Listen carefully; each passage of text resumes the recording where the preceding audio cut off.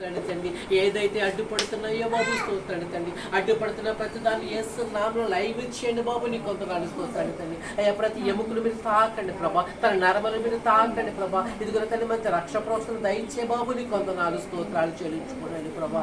అలాగే తండ్రి మరి నాయన రాత్రికాల సమయంలో ప్రభా మరి ఈ కొడుకుని ఏర్పాటు చేసిన భవాని గారి కుటుంబాన్ని బట్టి నేను సముఖంలో ప్రార్థిస్తున్నాము తండ్రి. నాయన ఆమె మీరు జ్ఞాపకం చేసుకోండి బాబు. నీ కొందనాలు ఆమెకు మంచి ఆరోగ్యాన్ని దయచేయండి బాబు. నీ కొందనాలు స్తోత్రాలు ప్రభా. తన పెద్ద కుమార్తె కోసం ప్రార్థన చేయమని బాబు. నీకు వందనాలు తండ్రి. ఆవిడ యొక్క కాపురం మీరు సరి చేసినందుకు వందనాలు స్తోత్రాలు చెల్లించుకోండి. అలాగే చెల్లి కుమార్తె యొక్క ప్రభా వివాహంలో మీరు తోడుగా ఉన్నందుకు వందనాలు స్తోత్రాలు చెల్లించుకోండి తండ్రి. అలాగే తల్లిగారిని మీరు జ్ఞాపకం చేసుకోండి తండ్రి. మంచి ఆరోగ్యాలు దయచేయండి బాబు. నీకు వందనాలు స్తోత్రాలు ప్రభా. అలాగే అలానే వదిలి కూడా మీరు జ్ఞాపకం చేసుకోండి. వారికి మంచి మారు మనసును దయచేయండి ప్రభా. నీ సముఖంలో జీవించే కృపను కూడా దయచే బాబు. నీకు వందనాలు చెల్లించుకోండి తండ్రి. అలాగే నా ప్రభా తదుపరి ప్రభా నీ దాసు నిలబడిచుంది ప్రభా. నీ దాసు యొక్క ముఖాంతరుడు మీరు అంతా మాట్లాడండి బాబు. నీకు వందనాలు స్తోత్రాలు చెల్లించుకోవడం తండ్రి. అయ్యా నీ వాక్యమో బాబు అనేక చోట్ల బాబు స్తోత్రాడు తండ్రి. అయినా మరి వెదజల్లబడుచుండగా బాబు స్తోత్రాడు తండ్రి. వెదజల్లబడి ప్రతి చోట కూడా ఫలించే విత్తనాలుగా ప్రభా స్తోత్రాడు తండ్రి. ప్రతి ఒక్కరిని మంచుబడి కూర్చోడు బాబు. నీకు వందనాలు స్తోత్రాలు ప్రభా. ఈ రాత్రికాల సమయంలో ప్రభా ఏమైతే మాట్లాడబోతున్నారు బాబు. నీకు వందనాలు తండ్రి. నీ దాసుని మరుగుపరిచి మీరు మాట్లాడండి బాబు. నీకు వందనాలు చెల్లించుకోవడం తండ్రి. అయ్యా నీ కృప చేత బాబు, నీ ప్రేమ చేత బాబు. నీకు వందనాలు స్తోత్రాడు తండ్రి. అయ్యా మీరు తాకి బాబు. నీకు వందనాలు తండ్రి. నీ జ్ఞానమైన మాటల చేత బాబు. నీకు వందనాలు తండ్రి. ప్రతి ఒక్క హృదయాన్ని సరిచేయండి. ప్రతి ఒక్క హృదయాన్ని తృప్తపరచండి. ప్రతి ఒక్క హృదయాన్ని బలపరిచిన బాబు. నీకు వందనాలు చెల్లించుకోవడం తండ్రి. సహాయం చేసిన నేను కృప చూపించు బాబు. నీకు వందనాలు తండ్రి. నేను ఈ కొడుకు రాజులు చంచ వరకు కూడా జరిగించుకోండి. యేసు నామమును బట్టి అడిగి పెట్టుకుంటున్నాము తండ్రి. ఆమేన్. దయాళుడైన మా దేవా, మీ దయగల నామం బట్టి మీకు స్తోత్రము. మీ దయలేనిదే మాలో ఏమీ లేదైనా మీ దయ మా మీద నుంచి ప్రభా, మీ దయగల సహవాసమునందు మేము చేరి స్తుతించి ఆరాధించి ప్రార్థించి కీర్తించే భాగ్యం ఇచ్చాము ప్రభు. ఇదిగో మరి గడిచిన 4 మాసాలు కాపాడి 5వ మాసంలో ప్రవేశపెట్టారు స్వామి. యోగ్యులము కానప్పుడు కూడా యోగ్యత కలిగి మీ నామమును స్తుతించే బిడ్డలుగా మమ్మల్ని ఉంచినందుకు స్తోత్రము. ఇదిగో మరి యొక్క కూడికని ప్రభా ఇంతవరకు ఈ కృప చేత నడిపించారు. పాటల్లో, ఆరాధనలో, ప్రార్థనలో ప్రభా మీ బిడ్డలు ప్రార్థించిన ప్రతి ఒక్క మనవి ఆలకించి ఆశ్రయించే దేవుడు ప్రభా ఆలకించారు. కార్యాలు సఫలం చేస్తున్నారు. ఆశ్రయించు ప్రభా మీ యొక్క వరములు మీరు తింటున్నారు. అందుబడి మీకు స్తోత్రము. ఇదిగోనైనా మరి వచ్చిన బిడ్డలందరినీ కూడా జ్ఞాపకం చేసుకోండి ప్రభా. నాకును మాకును కావలసిన మాటలు ప్రభా జీవపు వాకులు ఏమైనావో ఆ మాటలు స్మరించి ఆ మాటల ద్వారా మా ఆత్మీయ గృహాన్ని, మా విశ్వాస గృహాన్ని ప్రభా స్థిరపరచుకుని కట్టుకోవడానికి సహాయం చేయమని మరొకసారి ప్రభు ఇంకా రావాల్సిన బిడ్డలు నడిపించమని మహిమా ఘనత ప్రభావాలు మీకు ఆరోపిస్తూ నాదులను రక్షకుడైన యేసుక్రీస్తు ఘనమైన నామమున అడిగి వేడుకుంటున్నాము తండ్రి. ఆమేన్. హల్లెలూయా. కూడొచ్చిన మీకు అందరికి కూడా ప్రత్యేకమైన వందనాలు. పోయిన వారం మరి మా మేనల్లుడి మ్యారేజ్ నిమిత్తం నేను హైదరాబాద్ సడన్గా వెళ్ళవలసి వచ్చింది. సూర్యబాబు గారు వచ్చి మరి వాక్యాన్ని వివరించారు. సూర్యబాబు గారికి ప్రత్యేకమైన వందనాలు. అయ్యా మరి చాలా సహాయకులుగా మీరు ఉన్నారు. అందుబట్టి ప్రత్యేక వందనాలు. కొంత ఇక్కడ కొంచెం పోవడం జరిగిన కొంతమంది రాలేకపోయారు. ఏది అయినప్పుడు కూడా ఎక్కడ 2-3 నా నామం కూడి ఉంటారో అక్కడ ఉంటారని దేవుడు వాగ్దానం చేసిన రీతిగా ప్రభు పోయిన వారం తన నామ మహిమార్థమే కోరికను నడిపించుకున్నారు. దేవుడికి స్తోత్రం కలిగిన కాక. ఈ రాత్రి కాలం వాక్యోపదేశమై కీర్తన గ్రంథంలో 143, 144 అధ్యాయాల్లో కొన్ని మాటలు మనం జ్ఞాపకం చేసుకుందాం. మానవుని యొక్క జీవితము ఏమైందో, మనము ఎటువంటి వారమో 143, 144 అధ్యాయము కొన్ని మాటలు మాత్రం వర్షాన్ని కాదు. మొదట 143 అధ్యాయము 2వ వచనం మాత్రం మనం చదువుకుందాం. నీ సేవకునితో వ్యాజ్యమాడకము, సజీవులలో ఒకడును నీ సన్నిధిని నీతిమంతుడుగా ఎంచబడు.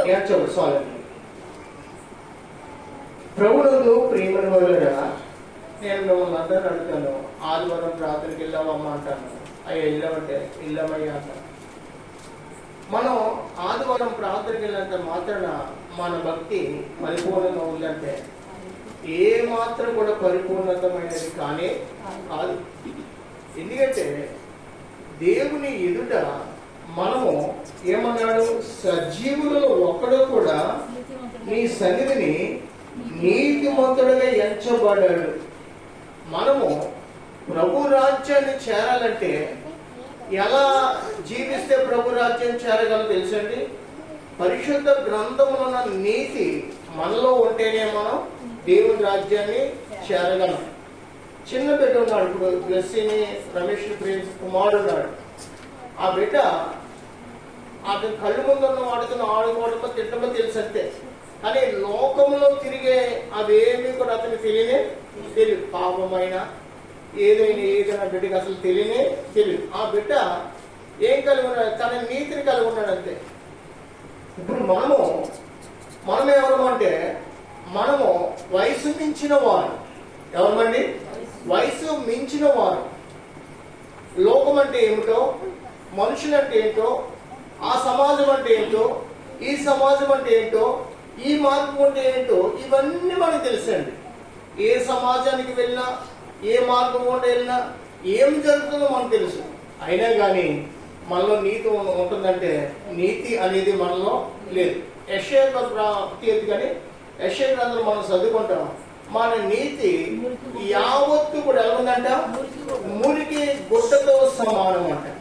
ఏ గుడ్డ అంటే మురికి గుడ్డ. మురికి గుడ్డను మనం ఏదైనా పనికి ఉపయోగిస్తామంటే ఏ పనికి కూడా ఉపయోగించం.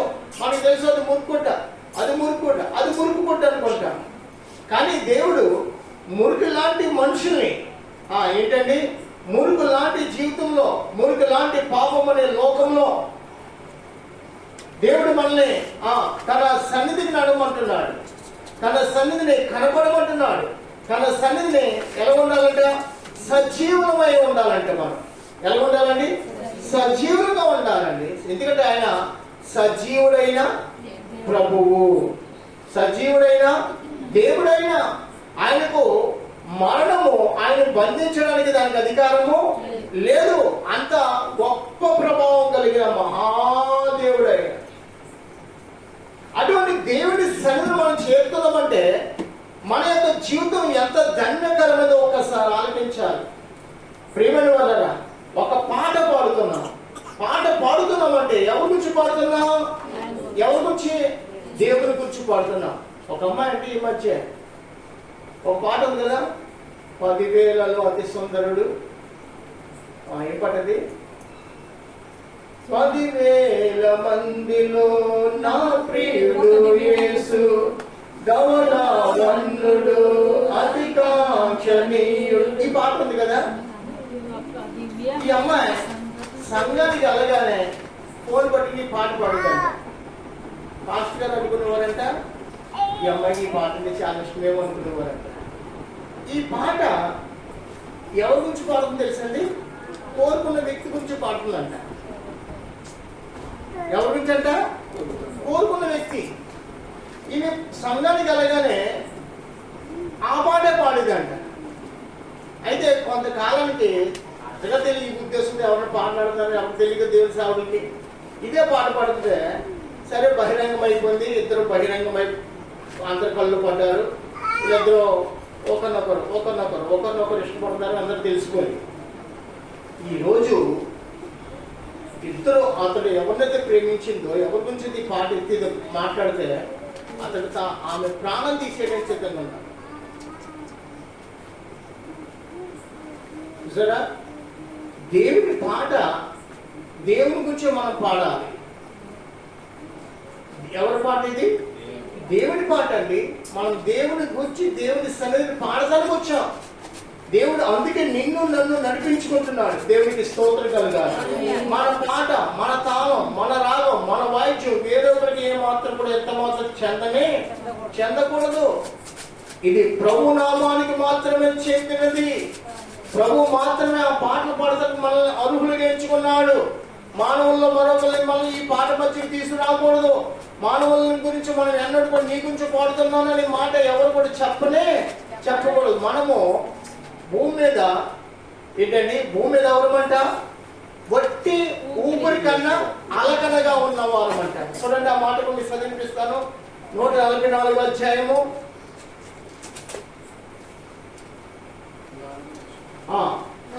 3వ చూడండి. యెహోవా నీవు నరులను లక్ష్య పెట్టుటకు వారు ఏపాటి వారు, నీవు వారిని ఎన్నిక చేతుకు మనుషులు ఏపాటి వారు, నరులు వట్టి ఊపిరిని పోలి ఉన్నారు. ఎలా ఉన్నారట, నరులు వట్టి ఊపిరిని పోలినారు. వారి దినములు దాటిపోవు నీడవలే. నీడతో స్థిరమైన ఉందంటే నీడ ఏ మాత్రం కూడా స్థిరమైనది కానీ అది అది అలా అలా ముందుకెళ్తూనే ఉంటారు. మన దినాలు కూడా అలా ముగించుతున్నాయి. మనం దేవుని ఎదుట ఏ మాత్రము కూడా ఎన్నికైన వారము కానీ కాము. నా ప్రియ సోదరి సోదరుడు, దేవుని ఎదుట మనము దేవుని సన్నిధిని కూర్చుంటున్నామంటే ఎవరి కోసం? ప్రభుని స్తుతించే నిమిత్తము, ప్రభు ద్వారా మనం మేలు పొందుకునే నిమిత్తము. హల్లెలూయా. ప్రభుని స్తుతించే వారిని ప్రభు మేలు చేయ దేవుడు. ఏంటండి, ప్రభు ఏం చేస్తాడంట? మేలు చేస్తాడు. వారికి ఏ మాత్రం కీడు చేయనిచ్చాడు. మనం కీడులో నుండి కీడు చేస్తూ చేస్తూ చేస్తూ జీవిస్తున్నవారు, కీడు మాట్లాడుతున్నవారు, కీడుని ఆలోచించిన వారు కానీ మేలు చేయడానికి ఆలోచన కలిగిన వారు కానీ కాదు. అయినప్పుడు కూడా దేవుడు అటువంటి కీడుని కలిగిన మనల్ని మళ్ళా మేలంటే ఏమిటో, నీతి అంటే ఏమిటో, దేవుడు అంటే ఏంటో, బ్రతుకంటే ఏమిటో ఇవన్నీ కూడా మనం నేర్చుకోవడానికి ప్రభు సన్నిధికి ఆయన మనల్ని చేయి పట్టి నడిపిస్తున్నాడు. నిజమే. ఆయనే కానీ మనం నడిపించకపోతే మనం నడవడానికి మనకి యోచన రాదు. ఎందుకు? సాతానుడు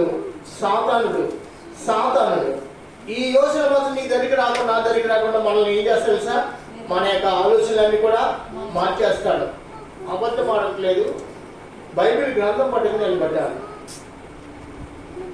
నేను సేవకు రాకముందు కూర్చోవడం 1 గంట రోజు ప్రార్థన చేసుకునేవాడిని. సేవకు వచ్చాక ప్రార్థన చేస్తుండగా సాతాను ఒక రోజు నా దగ్గరికి వచ్చి అంటున్న మాట నేను చెప్తున్నాను, నిన్ను భూమి నుంచి తీసేయాలనుకున్నాను. ఏమంటాడండి? వినండి అన్న, నిన్ను భూమి మీద తీసేయాలనుకుని తెలుసా? నీవు అనేకను మార్చేస్తా. నేను అప్పటికి సేవకు రాలేదు. నాకు అప్పుడు సేవ చేయాలి తలంపు కూడా లేదు. అప్పుడు నాకు ఇంకా సేవ చేయాలి తలంపు కూడా కలగలేదండి. నీవు భూమి మీద ఉంటే నువ్వు అనేకను మార్చేస్తా అని నేను భూమిని తీసేది ఎన్నోసార్లు ప్రయత్నం చేశాను. కాబట్టి అయితే నువ్వు చేస్తున్న ప్రార్థన బట్టి నా క్రియలన్నీ కూడా నిష్ఫలమైపోతున్నామని సాతాను నాతో మాట్లాడడం జరిగింది. దేని బట్టి అండి? ప్రార్థన బట్టి వాడి యుక్తులు ఏమి కూడా నా మీద ఏమాత్రం ప్రబలము కావట్లేదు. అర్థమైందండి? వాడి యుక్తులు ఎవరి యుక్తులు? సాతాను యుక్తులు. వాస్తవంగా నేను అబద్ధం ఆడుతున్నాను. దేవుని ఎదుట నిలబడి మాట్లాడుతున్నాను. నన్ను భూమిని తీసేయడానికి ఎన్నో విధాలుగా ప్రయత్నం చేసింది. నన్ను తీసేసిన వల్ల దాని రాజ్య స్థాపన జరుగుతుంది. దానికి తెలుసు. నేను బ్రతకడం వల్ల వాని యుక్తులను జయించగలను. జయించడానికి ఏం కావాలి? మనకి ఏం కావాలి? ప్రార్థన కావాలి. ప్రియ సోదరి సోదరుడా, నీ ఇంటిని పోటీ చేసే దుష్టుని జయించగలే ఆ ప్రార్థన అభిషేకం నీలో ఉన్నదా? ఆ దుష్టుని నీ కుటుంబాన్ని, నీ బిడ్డలో, నీ జీవితాన్ని పాడు చేస్తున్నాడు. ఆ దుష్టుని జయించే ఆ ప్రార్థన శక్తి నువ్వు కలుగున్నావా? రోజుకి ఎంత ప్రార్థన చేయాలంట?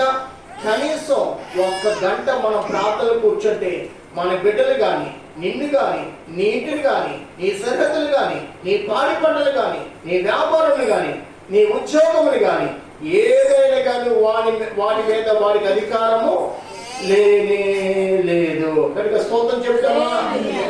ప్రియ సోదరి, విశ్వాసమే ప్రభు సన్నిధికి వెళ్తున్నాం. ఎడబాయక ప్రభు సన్నిధి ఉంటున్నాం. కానీ సాతాను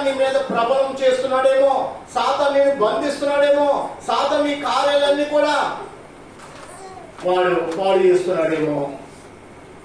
యోబు నిత్యము కూడా ప్రార్థన కలిగిన వాడు. యోబు ఎవరండి? నిత్యము కూడా ప్రార్థన కలిగిన వాడు, దేవుడు ఎందుకు భయభక్తులు కలిగిన వాడు, దేవుడు అంటే ఎంతో భయము, చెడును విసర్జించిన గొప్ప భక్తుడు యోబు. అయితే ఆ యోబు ఇంటి చుట్టూ దేవుడు ఏం చేస్తాడంటే కంచి వేశాడు. కంచి వేద సాధారణ అయ్యా నీవు యోబు ఇంటి చుట్టూ కూడా కంచి వేస్తావు అంటే ఏం కంచేది? యోబు దేవునికి భయపడ్డాడు, ప్రార్థన నిత్యము కూడా ప్రార్థన చేస్తూనే ఉండేవాడు. కాబట్టి సాతానికి ఏ మాత్రం కూడా చోటు లేదు. నిలబడ్డ నేను కూడా ఈ రోజు కూడా నా ప్రియ సోదరి సోదరులారా, ప్రార్థన లేకపోతే మనశ్శాంతి ఉండదు. ప్రార్థన వల్ల నెమ్మది పొందుకుంటాను, ప్రార్థన వల్ల బలం పొందుకుంటాను, ప్రార్థన వల్ల ప్రతి ఒక్క కార్యము సఫలము జరుగుతున్నది. సోదరి సోదరుడా, ప్రభు సన్నిధిలో నీవైనా నేనైనా కానీ దేవుని బిడ్డలమే. సజీవులో ఒక్కడు కూడా ఎదుట నీతి మంతులు ఉండడానికి మనకి లేదు. ఎంత ప్రార్థన చేసినా, ఎంత దేవుని సహవాసం కలిగినా కానీ మన నీతి మంతులు అనుకోవడానికి మనకి ఎంత ఏమాత్రం కూడా అర్హత లేదు. ఆయన అంత నీతి మంతుడు, ఆయన అంత నీతి మంతుడు. ఆకాశము ఆయన నీతిని ప్రకటిస్తున్నది. ప్రభు ఎదుట ఈరోజు బైబిల్ గ్రంథాన్ని కలుగున్న నీవని నేనైనా ఆ ప్రార్థన ఉంటే నీ కుటుంబంలో సమాధానముతో నీ కుటుంబాన్ని నువ్వు నడుపుకొనగలుగుతున్నావు. ప్రార్థన లేకపోతే సంఘానికి వెళ్తున్న నీలోనే కలవరాలు, పోరాటాలు, సమస్యలు ఎదురవుతున్నాయేమో. అది కారణం సాతాను గాడే. వాడి కారణం ఏంటంటే వాడు జయించేస్తాడు నిన్ను. వాడిని జయించాలంటే నువ్వేం చేయాలంట? ప్రార్థన. మనం తెలుసా? అలాగనా అన్న మాట పట్టుకొని చూడండి. నీవు వారిని ఎన్నిక చేయని మనుషులు ఏ పాటి వారు? 44:3 చూడండి, 2 లైన్. నీవు వారిని ఎన్నిక చేయని మనుషులే. మనము దేవునికి ఏమైనా ప్రయోజనకరమైన వారమా? దేవునికి ఏ విషయమైనా కానీ ప్రయోజనకరమైన వారం అంటే మానవులు ఏ విషయంలో దేవునికి ప్రయోజనమైన వారు కానీ కాదు. అయినప్పుడు కూడా దేవుడు ఏంటి మానవుల పట్ల ఎంత కృప చూపుతున్నాడు. నీ పట్ల, నా పట్ల, ఈ లోకం పట్ల ఎంత కృప కలిగిన దేవుడు. ఎందుకంత కృప చూపుతున్నాడు? ఎప్పుడైనా దేవుని అడిగా, ప్రభ నాలో ఏముందయ్యా, నా ఎందు ఏముందయ్యా, నా పట్ల నీ కృప ప్రకటించా, నన్ను ఇంతవరకునయ్యా ఇదిగో ఈ రీతిగా నన్ను వర్తింప చేస్తున్నా, నీకు స్తోత్ర ప్రభు అని ఎప్పుడైనా మనం ప్రార్థన చేశామంటే నాకు పంట పండుతుంది, నాకు ఉద్యోగం వస్తుంది, నాకు వ్యాపారం చేయాలి డబ్బు వస్తుంది కాబట్టి నేను నెమ్మదిగా ఉన్నాననుకుంటున్నావేమో. అవి ఏ మాత్రం కూడా నిన్ను నన్ను మనల్ని రక్షింప లేనే లేవు. రక్షింపలో దేవుడు రక్షించుకుంటున్నాడు, దేవుడు నిన్ను బ్రతికిస్తున్నాడు. దేవుడు తన కృపను నీ మీద ప్రకటన చేసి నిన్ను నన్ను దేవుడు ఈ దినాల వరకు నెమ్మదిగా ఉంచాడు. ఆయన నామానికి మహిమ కలుగును గాక. ఆయన సన్నిధి మనం నీతిమంతులుగా కానే కాము. ఎంత ఆరాధించినా, ఎంత స్తుతించినా, ఎంత ప్రభువుని కనపరిచినా కానీ మనము ఆయన ఎదురు నీతిమంతులము కానప్పుడు కూడా ప్రభు నిన్ను నన్ను 3వ చూడండి. యెహోవా నీవు నరులను లక్ష్య పెట్టడకు వారు ఏపాటి వారు 8వ అధ్యాయం అనుకుంట కీర్తన గ్రంథం 8వ అధ్యాయం ఒకసారి వెళ్దాం. 8వ అధ్యాయము అక్కడ ఉన్న మాట ఒక్కసారి మనం జ్ఞాపకం చేసుకుందాం. కీర్తన గ్రంథం 8వ అధ్యాయము మొదటి చదువుకుందాం. యెహోవా మా ప్రభువా, యెహోవా మా ప్రభువా, ఆకాశములలో నీ మహిమను కనపరచువాడా, భూమి అందంతటా నీ నామము ఎంత ప్రభావము గలది. శత్రువులను పగ తీర్చుకొని వారిని మాన్పివేయుటకై నీ విరోధులను బట్టి బాలుర యొక్క చంటి పిల్లల యొక్క స్తుతుల మూలమున నీవు ఒక దుర్గమును స్థాపించినావు. చేతి పని అయిన నీ ఆకాశములను కలుగజేసిన చంద్రనక్షత్రములను చూడగా నీవు మనుషుని జ్ఞాపకం చేసుకున్నట్టు వాడు ఏ పాటి వాడు, నీవు నరపుత్రుని దర్శించుటకు వాడు ఏ పాటి పాటి వాడు దేవుని కంటే వానిని కొంచెము తక్కువ వానిగా చేసి ఉన్నావు. మహిమా ప్రభావములతో వానికి కిరీటము ధరింపజేసి ఉన్నావు. నీ చేతి పనుల మీద వానికి అధికారం ఇచ్చి ఉన్నావు. గొర్రెలనన్నిటిని, ఎడ్లనన్నిటిని, అడవి మృగములను, ఆకాశ పక్షులను, సముద్ర మత్స్యములను, సముద్ర మార్గములలో సంచరించు వాటన్నిటిని వారి పాదముల క్రింద నీవు ఉంచి ఉన్నావు. యెహోవా మా ప్రభువా, భూమి అంతటా నీ నామము ఎంత ప్రభావము గలది. దేవుడికి స్తోత్రం కలుగాలి. వినండి ప్రియమైన వాళ్ళగా, ఇక్కడ మనం మొదట మాట యెహోవా మా ప్రభు ఆకాశంలో నీ మహిమను కనుపరచువాడ.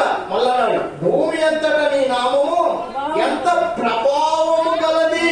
దేవుడికి స్తోత్రం. నిజమే, దేవుడి నామం ఎంత ప్రభావము గలదో ఇంకా మనము దానిని ఇంకా గుర్తించలేకపోతున్నాం. ఆయన నామం మహాప్రభావం గలది.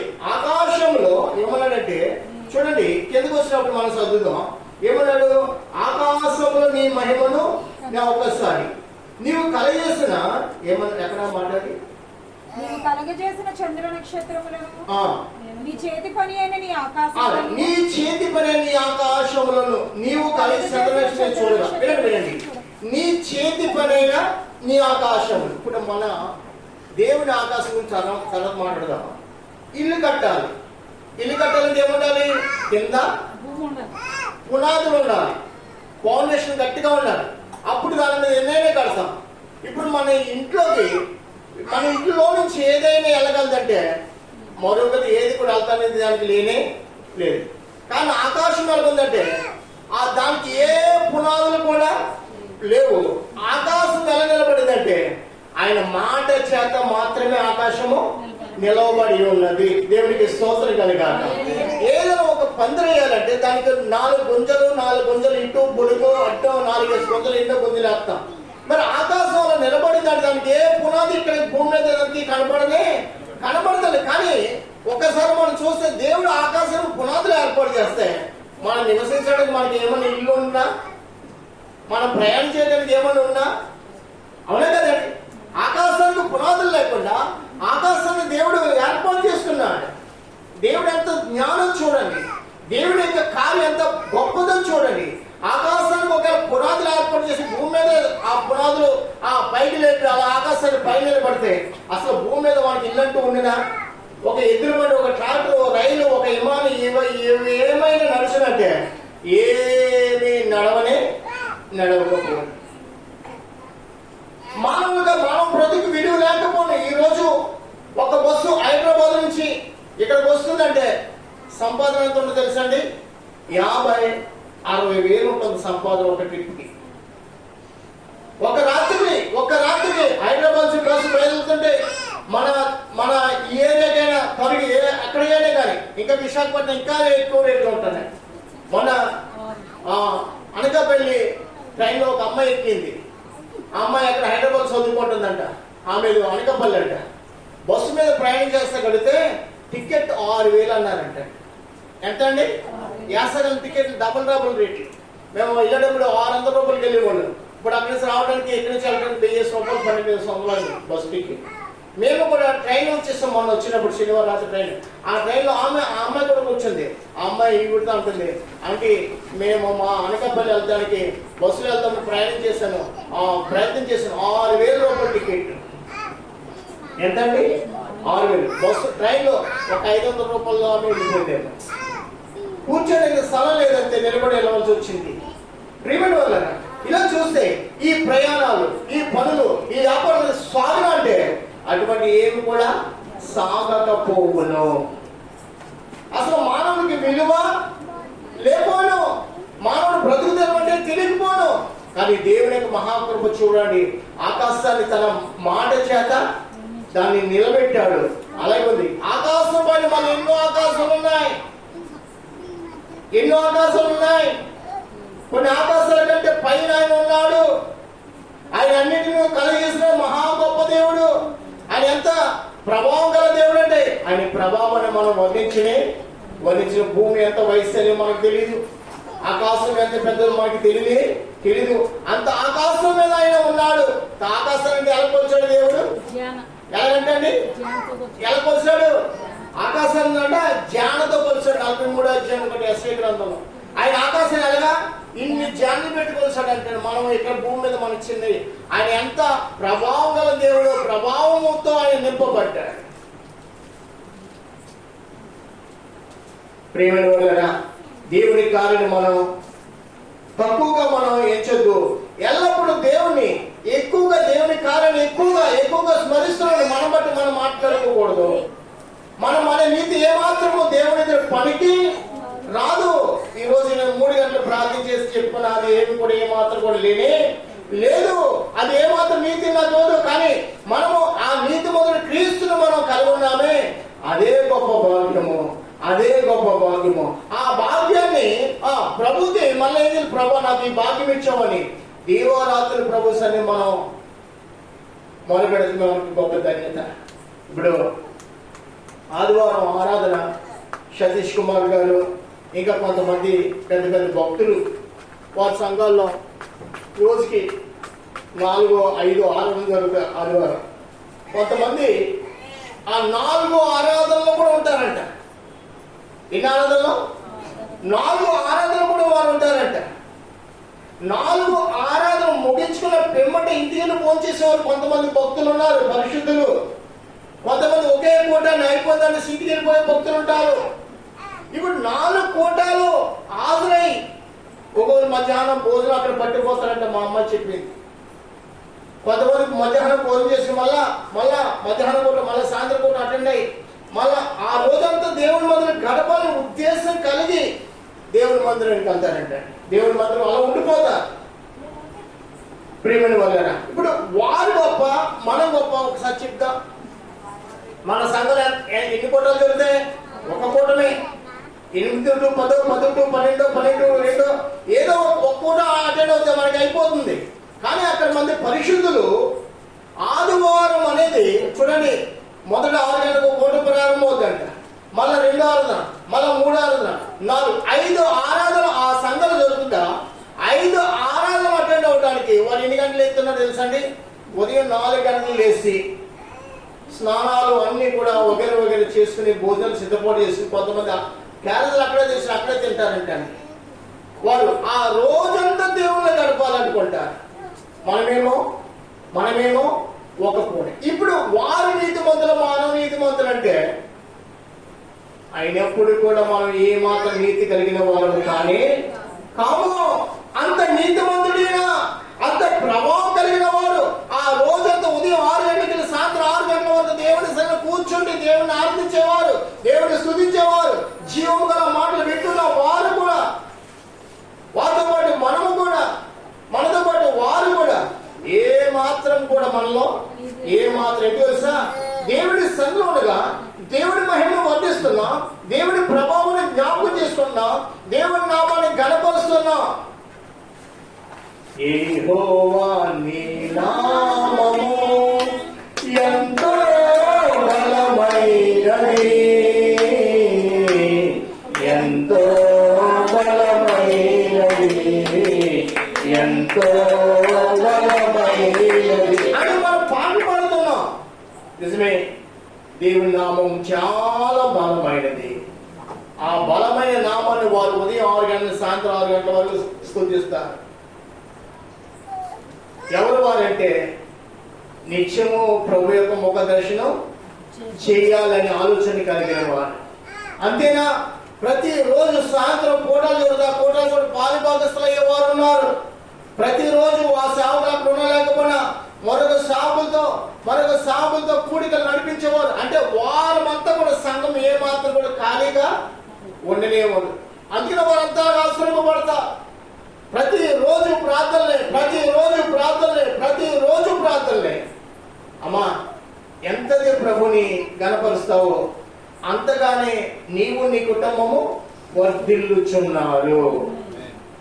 ఎలాగంటే ఎంతది ప్రభుని గణపరుస్తారు అంతగానో వర్ధిల్లుతారు. ఇంటిగా నుండి ప్రార్థన చేసుకుంటే సరిపోతుంది కదా అనే మాట ఎన్నడూ కూడా మన నోట ఆ మాట వచ్చిందనుకోండి, అసలు దేవునికి మనం ఇష్టము కానీ ఆరాధన అనేది ప్రార్థన దేవుని సన్నిధిని చేరాలి, దేవుని సన్నిధిలో మనం నివసించాలి. అక్కడే మన బ్రతుకు తెల్లారాలి, అక్కడే మన బ్రతుకు ముగించబడాలి. కానీ దేవునికి నామానికి విరోధంగా ఏమాత్రం కూడా మనం మాట్లాడదానికి మన అర్హత ఎవరమంట? వట్టి ఊపిరి కన్నా అలగడగా ఉన్న వారు నీవు వాళ్ళు ఎన్నిక చేయడానికి మనుషులు ఏ పార్టీ వారు నరులు ఏ కలిగి ఉన్నారంట? వట్టి ఊపిరిని కలిగి ఉన్నారు. ఈ ఊపిరే దేవుడు పెట్టుబడితే ఏంటండి? ఈ ఊపిరే దేవుడు మనకి అందకుండా మనకి రాకుండా ఆయన పెట్టుబడితే ఏం చేయగలం? మనం దేవుని చేతిని పట్టుకోగలమా? దేవునితో మాట్లాడే ఊపిరి మనం తీసుకోగలమా? దేవుణ్ణి ఎదిరించడానికి అసలు మనకి శక్తి ఉన్నదా? ఆయన చేతికి అందని ఎక్కడున్నాడు? కంటికి కనబడని స్థలంలో ఉన్నారు. దేవునికి స్తోత్రం కలిగారు. ఆయన ఎంత ఎగటానికి మనకేం శక్తి ఉందా అంటే అది కూడా మనకు లేదు. అవునా కదండి? ఏదో 2 అడుగులు వేయగలుగుతాం. మళ్ళీ ఈ నడుము నొప్పైనా కాళ్ళు నొప్పైనా పడిందంటే ఈ అడుగులు కూడా మనకి పడవు. అటువంటి జీవితాన్ని బలహీనమైన జీవితం మన జీవితం. ఈ జీవితం అంటే ఎంతగా మాట్లాడుకున్నా, ఎంతగా గొప్పతో చేసుకున్నా ఏముంది మనలో? ఎవరి కాలం అంతంగా కనబడతా, ఎవరి కాలం తల బాగా మెరుతూ ఉంటుంది. రాను ఇంటికి ఊడిపోతాయి, బొడుగుండు అయిపోతాం, పళ్ళు ఊడిపోతాయి, ముడతలు అయిపోతాయి, తాము అంట. అప్పుడు యారాని వాళ్ళు ఇప్పుడు ఏమంటా? బళ్ళు ఊడిపోయాక అంటారు. అవును కదండి? ఎంత ఎలాగ మనం ఎనిమిది మన గురించి మనం పొగుడుతున్న ఏముంది? ఆఖరికి ఏమీ లేదు. అయితే ప్రభు ప్రేమ మన పట్ల గొప్పది. యవన కాలంలో ఆదరిస్తున్నాడు, నడి ప్రయాణం ఆదరిస్తున్నాడు. ముదిమి వచ్చే వరకు ఎత్తుకున్న వాడను నేనే. హల్లెలూయా. ముదిమి వచ్చే వరకు ఎత్తుకున్న వాడు నేనంటున్నాడు. అంతేనా? ముదిమి తర్వాత మళ్ళీ ఒకవేళ దేవుని కృప మనకి మరణం వస్తే, మరణం తర్వాత కూడా ఎక్కడ ఉంటామంట? ఇక్కడ కన్ను వస్తే ఎక్కడ ఉంటాము? ఆయన ఎదుట ఉంటున్నాము. ఎంత మహిమనిచ్చినాడో, ఎంత రక్షణ భాగ్యం ఇచ్చినాడో చూస్తారా? ఎవరు మనం? ఒట్టి ఊపిరి కంటే అలగని ఉన్నవారు, ఒట్టి ఊపిరి కలిగిన వారు, ఒట్టి ఊపిరే తప్ప ఇంకా మనల్ని ఏమి కూడా మనల్ని బలపరిచేది ఏది కూడా ఈ ఊపిరి కూడా ఎవరిదంటే ఆయనదే. ఇంకా మనదంటూ ఏమీ లేదు. బ్రతికిస్తూ ఆయన తన కోసం బ్రతికిస్తున్నాడమ్మా. తన కోసం ఆయన మనల్ని భూమి మీద ఉంచుతున్నాడు. ఆయన బిడ్డగా జీవిస్తున్నావా? ప్రభుని ఆరాధించే అనుభవం నీలో ఉందా, నాలో ఉందా? ప్రభుని కూర్చున్న సాక్ష్యం నీలో నాలో మనం కలిగి ఉన్నామా లేవా? ఒకరిని మనం ప్రభు కోసం నిలబెట్టే సాక్ష్యం మనలో ఉందా లేదా? మనం స్మరించుకుందాం. మనం పరీక్షించుకోవాలి. కింద చూడండి 44వ అధ్యాయము కింద చూడండి 10వ వచనం. నీవు రాజులకు విజయం దయచేవాడవు, దుష్టుల ఖడ్గము నుండి నీవు నీ సేవకుని దావీదును తప్పించువాడవు. నన్ను తప్పింపుము, అన్యుల చేతిలో నుంచి నన్ను విడిపించుము. వారి నోరు ఏంటంటే వట్టి మాటలాడుచుంది, వారి కుడిచి అబద్ధముతో కూడి ఉన్నది. చూడండి ఇక్కడ ఏమనంటే 11 నన్ను తప్పించుము. ఎక్కడ తప్పించాలంట? అన్యుల చేతిలో నుంచి నన్ను విడిపించుము.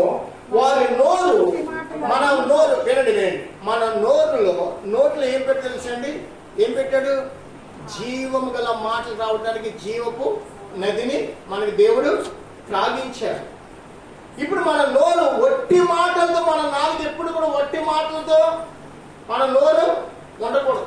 వట్టి మాటలు మాట్లాడే వాళ్ళ చెవులు అక్కడ దగ్గర కూర్చుని ఆ మాటలు మనం వినకూడదు, మాట్లాడకూడదు. వట్టి మాటలు అంటే ఏంటి? వట్టి మాటలు అంటే లేని దాన్ని ఉన్నట్టుగా మాట్లాడే మాటలే వట్టి మాట. లోకములు ఏదైనా నువ్వు మాట్లాడుతున్నావేమో అవి నిజమవుతూనే మాట్లాడు. వట్టి మాటలు మన నాలుగులో ఉండడం దేవునికి అసలు ఇష్టము లేదు. పనికి రాని మాటలు మనం మాట్లాడకూడదండి. ఎవరి గురించి మాట్లాడాలి? ప్రభుని గురించి గురించి మాట్లాడు. ప్రభుని గురించి మాట్లాడే నాలుక నీకు ఇచ్చాడు. దేవునికి స్తోత్రం కలగాలి. మన నాలుకను దేవుడు మార్చాడు, మలిచాడు, పవిత్రపరిచాడు. తన వాక్యం చేత నీ నాలుకను దేవుడు పరిశుద్ధపరిచాడమ్మా. పరిశుద్ధపరచబడిన మన నాలుకను ఇక మీద ఒట్టి మాటలకు మన నాలుకను ఎన్నడూ కూడా ఏ నరుడు గురించి ఎక్కువగా మాట్లాడకూడదు. ఏ నాయకులు కూడా మనం రక్షించలేరు, ఏ మానవులు, ఏ అధికారులు కూడా మనం రక్షించలేరు. మన ప్రభువు తప్ప, మన ప్రభువు తప్ప, మన రక్షకుడైన ఆయన తప్ప ఇంకా వేరే ఎవరు కూడా మనకి సహాయం చేయడానికి ముందుకి దేవుడు ఈ యొక్క వ్యక్తిని కరుణిస్తేనే కానీ ఆ వ్యక్తి మన దగ్గరికి వచ్చి మనకి సహాయము చేయడు. దేవుడు ఈ వ్యక్తిని కఠినపరిస్తే ఆ వ్యక్తి మనతో ఎంతకుముందు ఎంత స్నేహం చేసినా, మనం ఆయనకి ఎంత మేలు చేసినా, దేవుని కృప లేకపోతే అతడు మనకి మేలు చేయడానికి అతడు పూనుకోడు. దేవుడు హృదయాన్ని కఠినపరుస్తాడు. మోషే అన్నాడు, మోషే వీళ్ళు ఫరోతో మాట్లాడాలి. మోషే వెళ్తాడుగా మళ్ళీ అన్నాడు, ఫరో హృదయాన్ని నేను కఠినపరుస్తున్నాను. ఓ ప్రభువా నీకు స్తోత్రం. దేవుడు ఏదైనా చేయగల గొప్ప దేవుడు. అయితే భక్తుడు ఇక్కడ ఏం కోరుతుంది తెలుసా? ప్రభువా ఏమని పదవులు వచ్చి చూడండి, నన్ను తప్పించుము, అన్యుల చేతుల నన్ను విడిపించు. ఇది నిజమే, అన్యుల చేతులు పడకూడదు. అన్యులు ఏం చేస్తారు? వట్టి మాట్లాడతా. ఏం చేస్తారండి? అమ్మా నా వైపు చూడండి. అన్యులు ఏం చేసే పనులు ఏంటంట? వట్టి మాటలు, లేనిపోని పనులు చేస్తారు, పనికి రాని పనులు చేస్తారు, సమాజానికి కీడు చేసే పనులు, సమాజానికి అవమానకరమైన పనులు, తమ జీవితానికి అవమానం తీసుకొచ్చే పనులు వారు చేస్తారు. అటువంటి వాళ్ళతో మనకి సాంగత్యం ఏ మాత్రం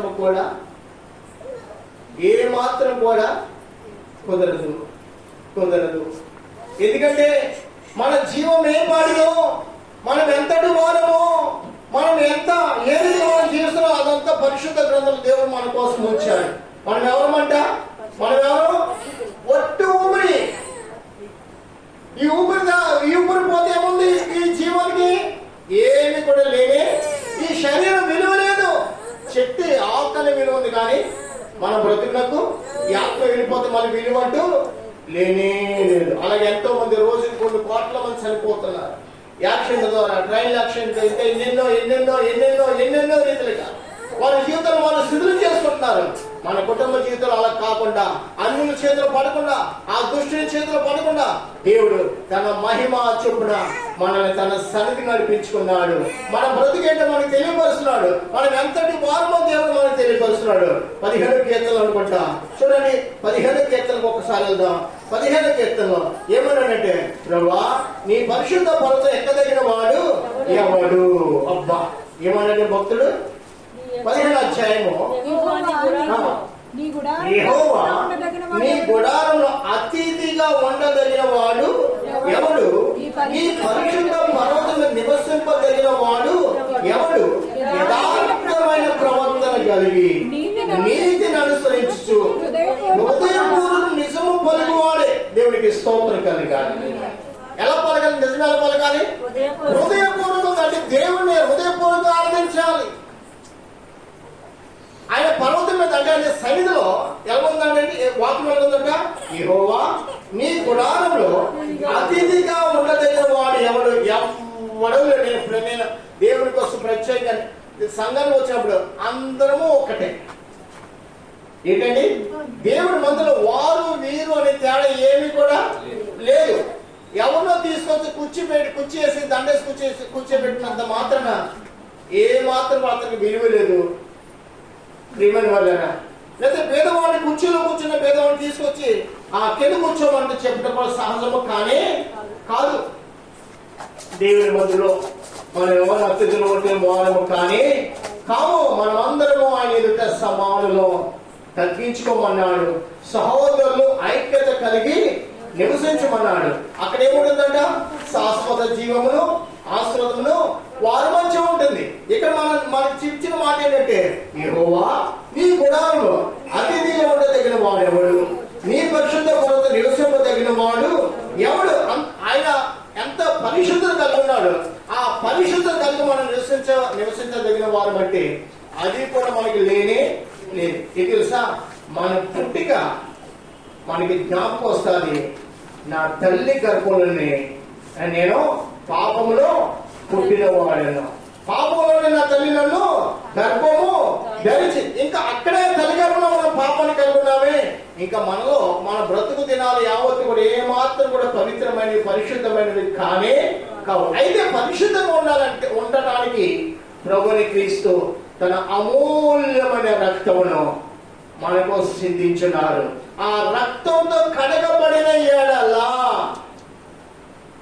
అందుకనే శరీరానుసారుడు పుట్టినవాడు శరీరానుసారుడే, ఆత్మ ద్వారా పుట్టినవాడు ఆత్మ కలిగిన వాడు మాత్రమే దేవుని రాజ్యాన్ని చేరగలదు. కాబట్టి మన పుట్టిక దినాలు మనకి అసలు జ్ఞాపకం ఉండకూడదు ప్రియుడ.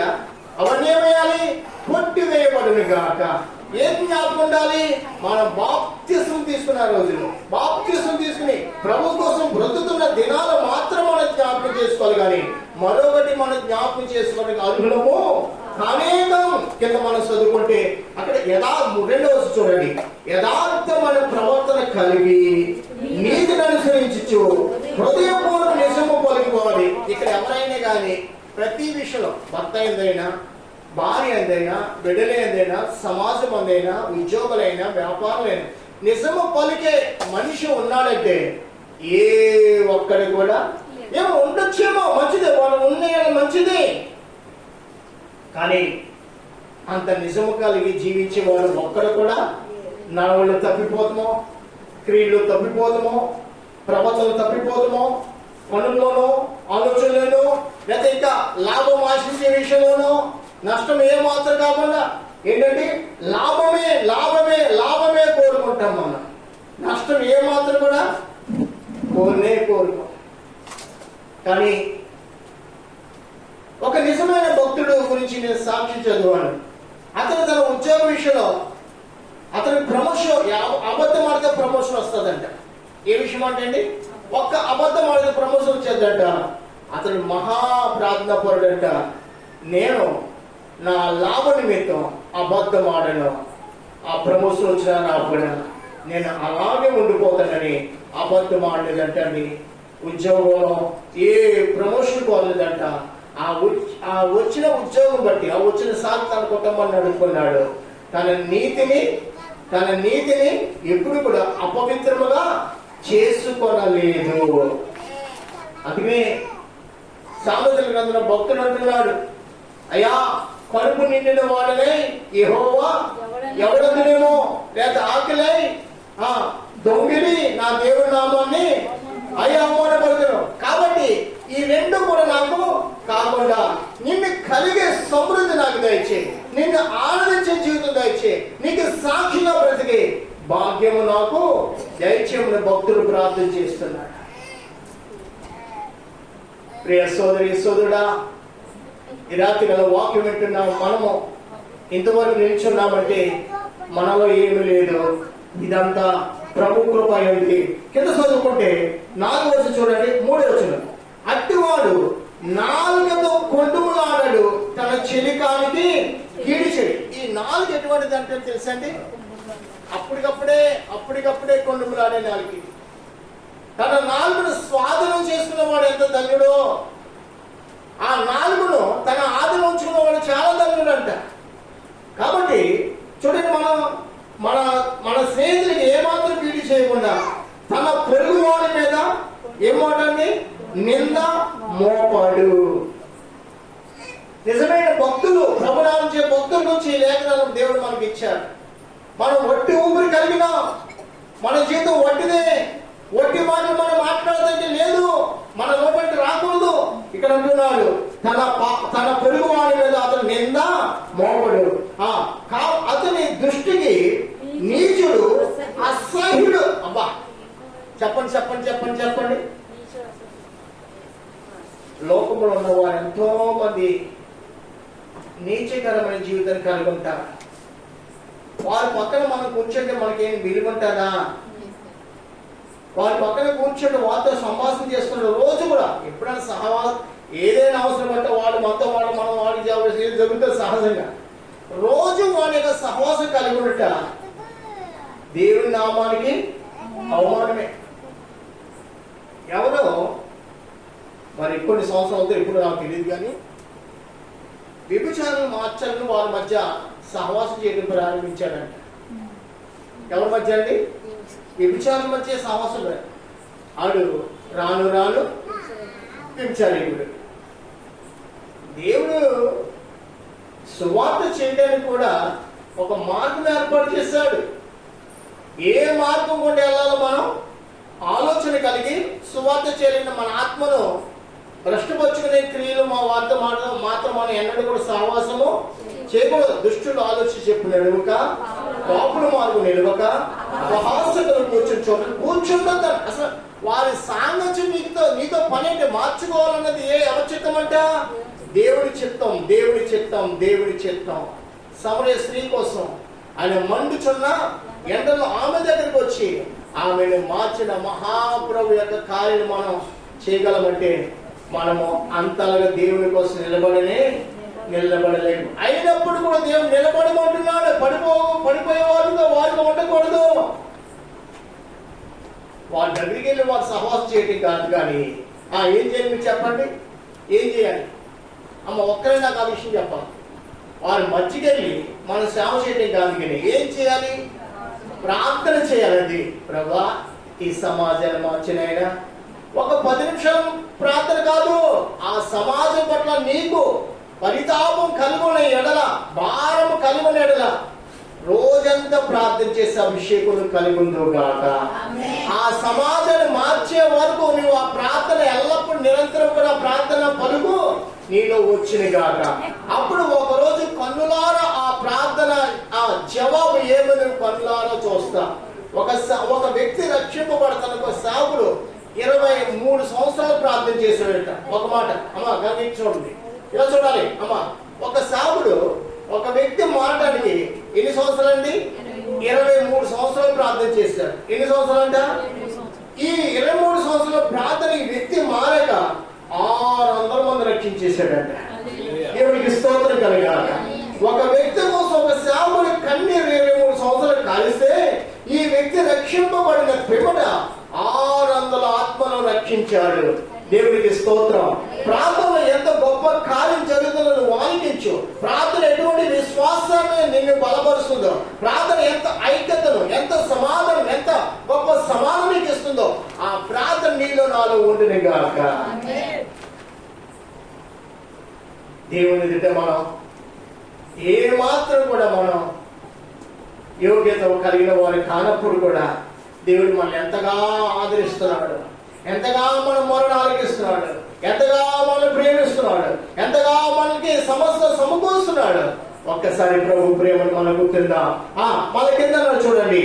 అతడు ప్రమాణము చేసినను, అతడు ప్రమాణం చేయగా నష్టము కలిగినను మాట తప్పడు. దేవునికి స్తోత్రం. ఏంటండి ఏముందంటే అతడు ప్రమాణం ఎలా ఉందంటండి? ప్రమాణం చేయగా నష్టము కలిగినను మాట. మనం ఏ మాత్రం కూడా మాట తప్పకూడదు. మనం ఏ మాత్రం కూడా అబద్ధముతో కూడిన ప్రమాణాలు ఎప్పుడు కూడా చేయలే. నీతితో కూడిన ప్రమాణాలు ప్రభు అయిన యేసుక్రీస్తు నామమున జరిగించే కార్యం. నిజమే.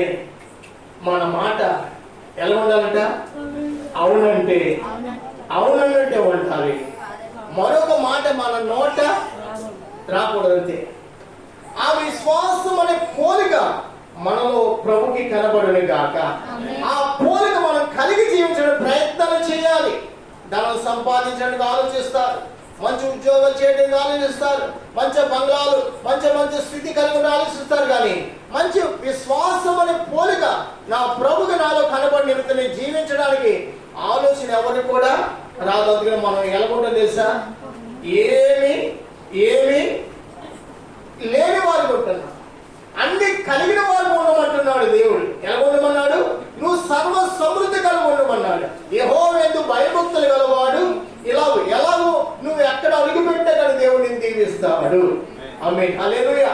ఎక్కడ ఏ పని ప్రారంభించినా ఆ పనిని 30 60 100 దేవుడు వర్ధింపజేయ దేవుడే అన్నాడు. ఇస్సాకుతో అబీమెలెకు సమాధాన పడుతున్నాడు. ఇస్సాకు ఎడారి భూమిలో ఉన్నాడు, అబీమెలెకు దేశంలో ఉన్నాడు, వర్షాలు లేవు, ఏమీ లేవు. అయినప్పుడు కూడా అబీమెలెకు వచ్చి ఇస్సాకు సమాధాన పడుతున్నాడు. ఇస్సాకు 30 60 100 అతడు ఫలించాడు. లోకం వైపు చూడలేదు, లోకం వైపు ఎన్నడూ కూడా చూడలేదు. ఒకే భార్యని కలిగిన గొప్ప భక్తుడు ఇస్సాకు. మరొక స్త్రీని కానీ, మరొక ఆలోచన కానీ, మరొక తలపు కానీ అతను లేవు. అతడు ప్రభువైన క్రీస్తుకు సాదృశ్యమున్నాడు, ప్రభువైన క్రీస్తుకు సాదృశ్యమున్నాడు. అమ్మా రిబ్కా ఎవరికి సాదృశ్యం? సంఘానికి సాదృశ్యం ఉంది. రిబ్కా ఇస్సాకును చేరడానికి ముందు ఆమె ఎంతో శ్రమ పడింది. ఆమె కన్యత్వాన్ని కాపాడుకుంది, ఆమె విశ్వాస జీవితాన్ని కాపాడుకుంది, ఆమె శ్రమ కలిగిన అనుభవం ఉంది. ఈ సాగుని ఎదుర్కొన్నప్పుడు తల మీద ముసుగు కలిగి ఉన్న గొప్ప రిబ్కా. గొప్ప సాక్ష్యము. పరిశుద్ధ గ్రంథంలో వీరు మహాపవిత్రమైన జీవితం జీవించిన వారు. పరిశుద్ధ గ్రంథంలో వీరు దేవుని కోసం ప్రత్యేకించుకున్న వారు, దేవుని కోసం వీరు జీవించిన వారు. దేవునికి స్తోత్రం కలుగుగాక. దేవునికి స్తోత్రం. అలాగనే భూలోకంలో మనం ఉంటున్నప్పుడు కూడా మన జీవితం ఏమైందో, మనం ఎలా ఉంటున్నామో దేవుని ఎదుట, దేవుని కోసం ఎలా బ్రతకాలనుకుంటున్నామో, ఆ విశ్వాసమైన పోలిక, ఆ పవిత్రమైన పోలిక, ఆ పరిశుద్ధమైన పోలిక మనలో ఉంటేనే ఉండాలని మనం చూసుకోవాలి. మరొక మాట చెప్పి నేను ముగించేస్తాను. చూడండి, అతడు ప్రమాణం చేయ నష్టం గల మాట తప్పుడు, తన ద్రవ్యమును వడ్డీకెడు, నిరపరాధ చెరుపుడికై లంచం పుచ్చుకున్నాడు. ఈ ప్రకారం చేయడు, ఎన్నడూ కూడా ఈ ప్రకారం జీవించేవాడు ఎన్నడూ కూడా కదిలించబడడు. దేవుడికి స్తోత్రం కలుగుగాక. అసలు వారిని కదిలించేవారు, వారిని భయపెట్టేవారు, వారిని కలవరపెట్టేవారు లోకంలో ఎవరు కూడా ఉండని. తెలుసా, సాతాను మనం తప్పుకున్నాడు అనుకో, మనుషులు ఎవరు కూడా మనం భయపెట్టేవారు ఉండని. ఎందుకంటే సాతాను మనుషుల్ని ప్రేరేపించి వారు మన మీదకు ఉద్రేకపరుస్తారు. మనం ఎలా ఉండాలి తెలుసా, సమాజంలో ప్రతి ఒక్కరిని ప్రేమించేవారు. వారు ఎంత మన శత్రువుగా ఉన్నా కానీ శత్రువుగా భావించుకోవద్దు. అలాగే నీకు అన్నగాను, నీ తమ్ముడు గాను, నీ అక్క గాను, నీ చెల్లి గాను, నీ తోటవారు గాను, నీ కుటుంబంలో ఒక నీ రక్త సంబంధిగా భావించుకుని వారితో అలా మాట్లాడాలి. అలాగనే వారిని ప్రేమించాలి.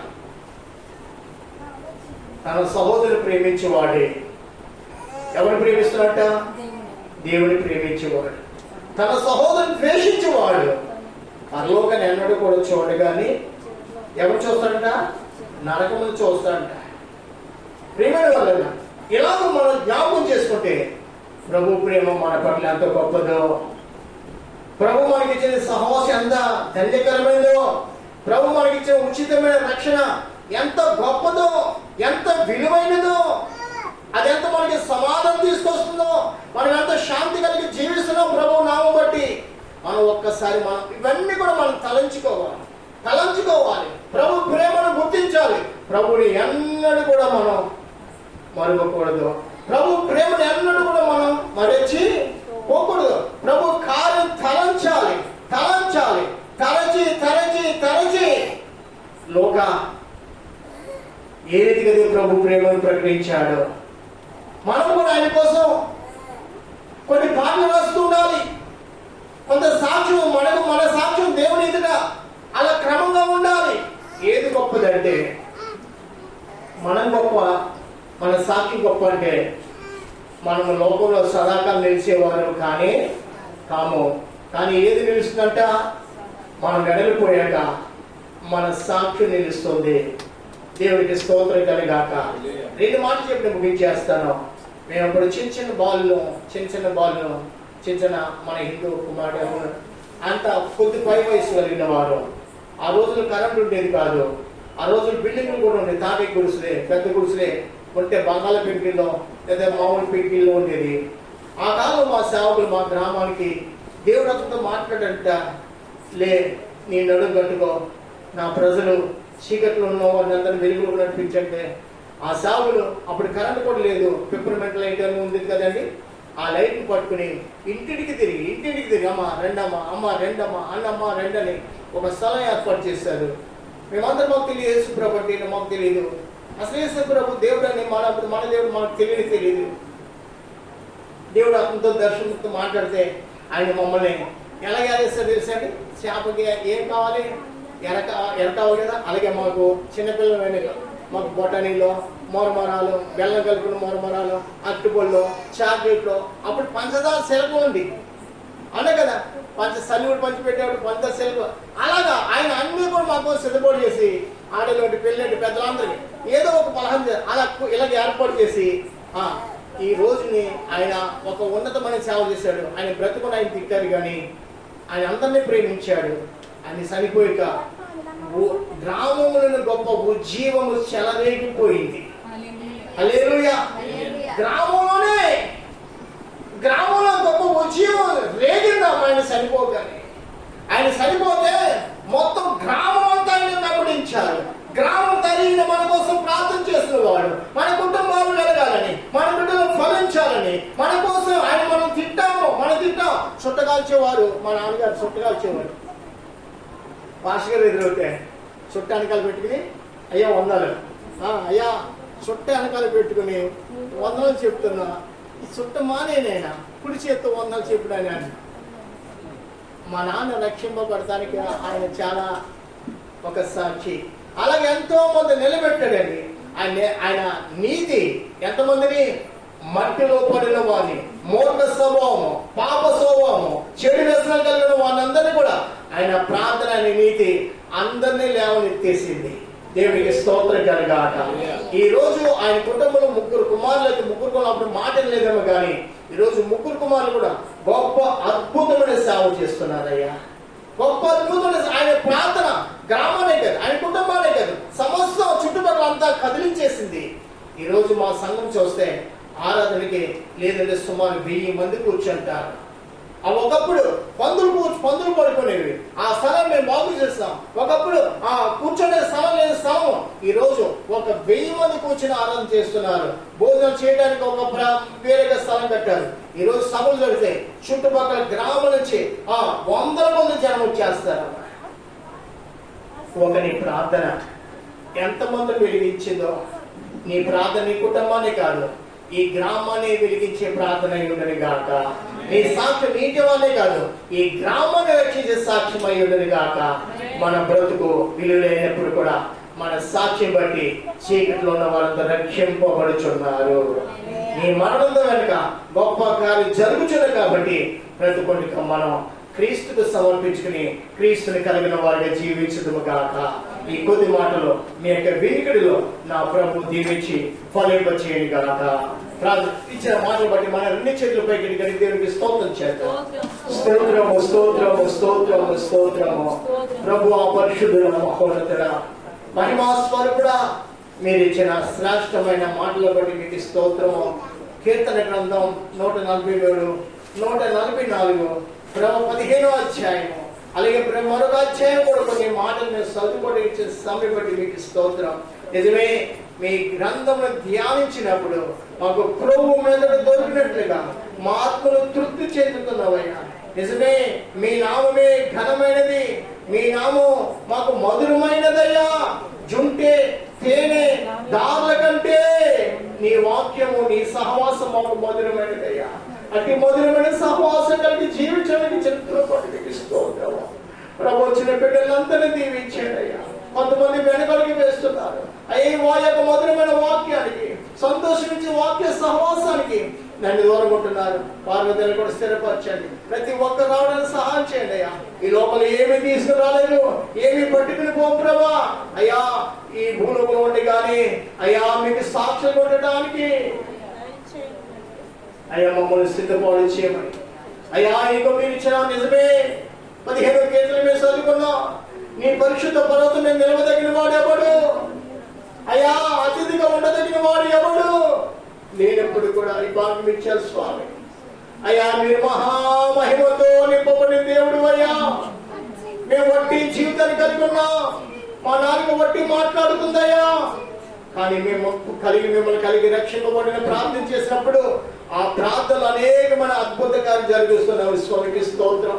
పేతురు యోహాను సోమవారం మన దేవాలయం ప్రభా అయ్యా వారు దేవాలయం ఎక్కిపోచుండగా అయ్యా నైనా పుట్టిన మొదలైన కుంటివాడైన వాతడు ప్రభా ఆ భిక్షం అడుగుతుండగా పేతురు అంటున్నాడు, మా వైపు చూడమనగా ప్రభా వాడు ఏమైనా రోజు దొరికే దానం కంటే ఎక్కువ తన దూరం చూశాడు. కానీ మా దగ్గర వెండి బంగారాలు ఏమీ లేవు, కానీ మేము కలిగినదేదో అదే నీకు ఇచ్చుచున్నామని చెప్పి నజరేయుడైన యేసు క్రీస్తు నామమున లేచి నువ్వు నిలబడని చెప్పగానే ప్రభా వాడి గొంతులు నిలబడమే కాదు, గొంతులు వేయడమే కాదు, నేను వాడి సన్నిధిలో వెళ్ళి మీ నామమును కనపరిచాడు. స్వామి నిజమే, ఒట్టి మాట్లాడాల్సిన మా నాలుగును పవిత్రపరచు దేవుడవు, మా మాటను ప్రభా స్థిరపరచు దేవుడవు, మా ప్రార్థన ఆలకించే దేవుడవు, మా ప్రార్థన ద్వారా అద్భుత కార్యం జరిగించు దేవుడవు. వాస్తవానికి స్తోత్రం ప్రభా. మా నాలుక మీద ఒట్టి కాదు కానీ, ఒట్టి మాటలు కాదు కానీ నిజమైన దేవుని సన్నిధానం పెట్టి నాలుగుగా మీరు మార్చారయ్యా. మా నాలుగును పరిశుద్ధపరిచారయ్యా. ఇదిగో ఈ రోజు మేము ప్రార్థించే ప్రతి ఒక్క ప్రార్థన ఆలకించారు స్వామి. మా మధ్య హరి పట్ల నేను మీరు గొప్ప కార్యం జరిగిస్తున్నాను. మీకు స్తోత్రం అయ్యా. నేను మీకు స్తోత్రం. జ్యోతి బట్టి రాజు బట్టి కూడా మీకు స్తోత్రం. వచ్చిన బిడ్డల బట్టి మీకు స్తోత్రం. వారి కుటుంబాల వారి అవసరతలు, వారి సంతానం పట్ల వారి అవసరాలు అన్నిటి సఫలము చే దేవుడు మీకు స్తోత్రం. మా నాలుగును ప్రభా అయ్యా మీరు పవిత్రపరిచి మీ సన్ని ప్రార్థించి ప్రభా నాలుగుగా మార్చారు. మా నాలుగు జీవనిచ్చారు. అందుబట్టి మీకు స్తోత్రం ప్రభా. ఇంకా కూడా ఎత్తి అభిషేకత మమ్మల్ని నింపమని ప్రభా. గడిచిన వారంలో నిన్న సూర్యరావు గారు కూడా ఎంతగానో మరి మీ పక్షం నిలబడి కొన్ని మాటలు సంగతి తెలియపరిచిన కొంతమంది పరిస్థితి బట్టి రాలేకపోయారు. వచ్చిన బిడ్డలు కూడా దీవించారు. మీకు స్తోత్రం. ఇక మీదట ప్రతి మంగళవారం ఈ రీతి జరుగుతుండగా అనేక రావడానికి నూతన ఆత్మలు మా మధ్యకి రావడానికి ద్వారాలు తెరమని వచ్చిన బిడ్డలందరూ మరొకసారి ఆస్వాదించమని యేసుక్రీస్తు ఘనమైన నామమున అడిగి వేడుకొంచున్నాము తండ్రి. ఆమేన్, ఆమేన్, ఆమేన్. మన తండ్రి దేవుని యొక్క ప్రేమ, మన రక్షకుడు మన ప్రభువు యేసుక్రీస్తు వారి కృప, పరిశుద్ధాత్మ దేవుని సహాయము సహవాసము మనకును ఇంటి వారికి సకల పరిశుద్ధులకు తోడై నడిపించునుగాక. ఆమేన్, ఆమేన్, ఆమేన్. నా ప్రాణమా యెహోవాను సన్నిధించుము, నా అంతరంగ సమస్తమైన పరిశుద్ధ నామమును సన్నిధించుము. నా ప్రాణమా యెహోవాను సన్నిధించుము, ఆయన చేసిన ఉపకారం దేనిని మరువకుము. ఆమేన్, ఆమేన్. ప్రభువా పరిశుద్ధుడు 11 పరిశుద్ధపరచండి. ఇచ్చిన కుటుంబానికి ఆస్తులు ఈవెన తినేవారు రుచికరంగా నేను మీరు వచ్చమని అయా ఈ యొక్క 5 రోజులు 2 సేవలు ఆస్తులు వీటిని ఆస్వాదించమని యేసు నామమున అడిగి వేడుకొంచున్నాము తండ్రి. అందరికీ వందనాలు. కానటువంటి వారు తెలియపరచండి, వచ్చే వారిని నడిపించండి. దేవుడి మిమ్మల్ని దీవించింది కాదు. ఎవరికి రండి.